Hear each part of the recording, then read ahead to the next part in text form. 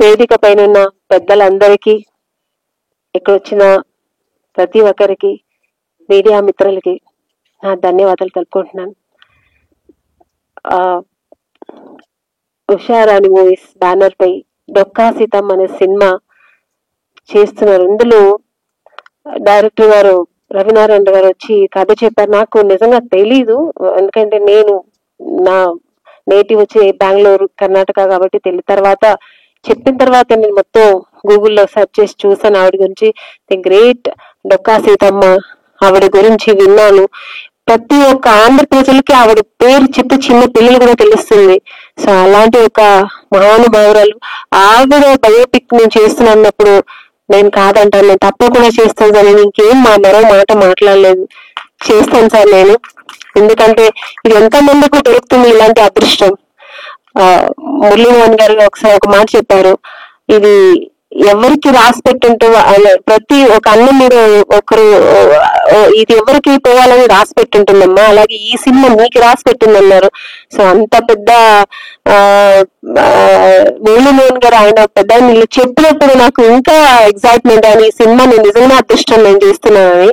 So పైగా నేను మురళీమోహన్ గారు చిన్నప్పుడు నేను చూసి చాలా సినిమాలు చూసాను. ఆయన ఎంత సీనియర్ ఆర్టిస్ట్, ఆయన పక్కన నేను ఆయన వైఫ్ నేను ఇందులో చేస్తున్నందుకు ఇంకా చాలా చాలా చాలా గర్వంగా ప్రౌడ్ గా ఫీల్ అవుతున్నాను. ఇలాంటి ఒక మంచి సినిమాగా సుచిత్ర గారు ఇది ఫస్ట్ డే మాకు సాంగ్ పెట్టారంట. సుచిత్ర మన మాస్టర్ సుచిత్ర గారు ఫస్ట్ డే కలిసాను నేను. ఇది చాలా అదృష్టం నీకు, మంచి సినిమా అవుతుంది నీకు అని ఆవిడ గురువు నాకు మంచి మంచి ఇది చెప్పారు. సాంగ్ చాలా అద్భుతంగా తీశారు. ఎందుకంటే నేను ఆవిడతో హీరోయిన్ గా చాలా సినిమాలు చేశాను. మా ఇద్దరితో ఒక మంచి బాండింగ్ ఉంది. సుచిత్ర గారు అంటే ఏ ఒక్క డాన్స్ మాస్టర్ వచ్చా నేను కొంచెం కష్టపడతాను, సుచిత్ర మాస్టర్ గారు అంటే నాకు ఈజీ ఉంటుంది అనమాట. ఎందుకంటే మాకు తగినట్టు ఆవిడ మూమెంట్స్ చెప్తారు. సో అంత ఒక ఆర్టిస్ట్ కు చాలా కంఫర్ట్ గా ఉంటారు ఆవిడ. సో ఇప్పుడు కూడా ఆవిడ ఈ సినిమా చేసిన చాలా సంతోషం అయింది.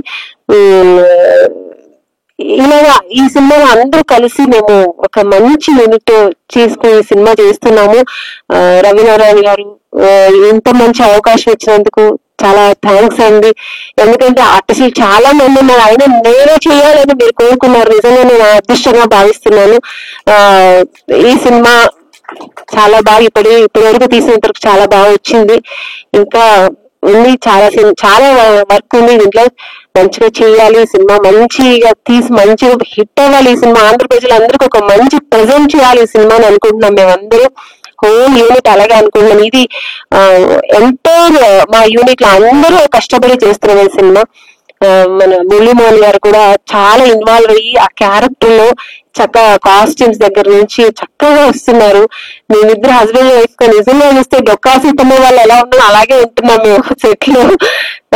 నిజంగా చాలా బాగుంది. ఆ ఒక బ్యాక్గ్రౌండ్ కానీ, మా ఆర్టిస్ట్ కాస్ట్యూమ్స్ కానీ అంత చక్కగా వచ్చింది ఇంతవరకు.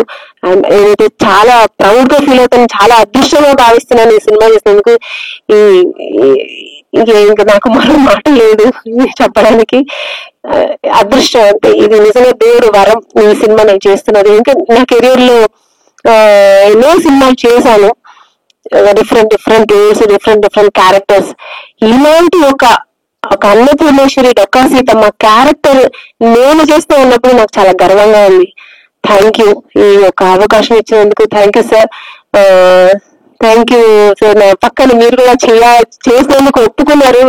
మీరు ఎంత పెద్ద మహానటి, మీరు శ్రీదేవి గారితో ఎంత యాక్ట్ చేశారు మీరు. సో మీ పక్కన నేను చేయడం కూడా చాలా ఎక్సైట్మెంట్ ఉంది నాకు.